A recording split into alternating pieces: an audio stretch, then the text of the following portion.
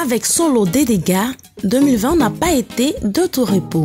Retour sur cette personnalité ivoirienne décédée courant de cette année dévastatrice. Né en 1967 à Bouna, dans l'ex de la Côte d'Ivoire, Isiaka Ouattara dit Ouattao, maillon essentiel de l'assaut d'Abidjan mené par les forces républicaines de Côte d'Ivoire, opposant Laurent Gbagbo à Alassane Ouattara. Victime d'un diabète, Ouattao dépose définitivement les armes à New York le 5 janvier 2020.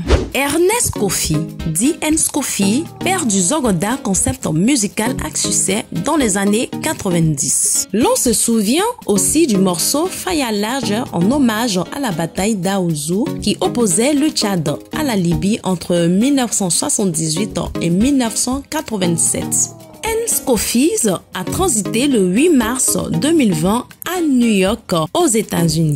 Cheikh Boakari. Né le 21 février 1943, Cheikh Boakari était le leader de la communauté musulmane pendant la décennie récente. Cet ancien cadre de banque était la tête pensante de l'islam moderne en Côte d'Ivoire. Il fut à la genèse de plusieurs mouvements islamiques. L'imam Cheikh Boakari est décédé le dimanche 17 mai 2020 des suites de la Covid. Lance Touré. Né le 1er décembre 1955 à Boaké, c'est dans la série Sida dans la cité qu'il a été révélé au grand public en campant le rôle de Serapo.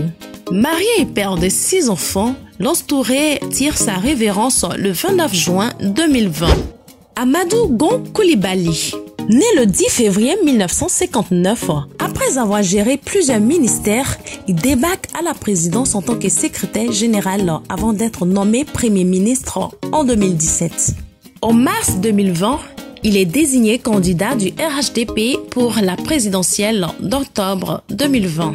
En mai 2020, il est évacué d'urgence vers la France pour des examens médicaux, particulièrement l'examen coronarographique. De retour au pays le 2 juillet 2020, il meurt 6 jours plus tard, précisément le 8 juillet 2020, suite à un malaise cardiaque.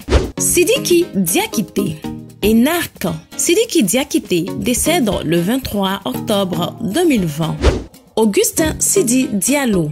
Testé positif à la Covid-19 le 9 novembre, selon un communiqué de la fédération, le dirigeant ivoirien s'est retrouvé confiné et a été pris en charge médicalement. N'étant pas présent auprès des éléphants lors de la double confrontation contre le Madagascar dans le cadre des éliminatoires de la CAN 2021, Sidi Diallo décède le 21 novembre 2020, laissant derrière lui une fédération sans successeur connu.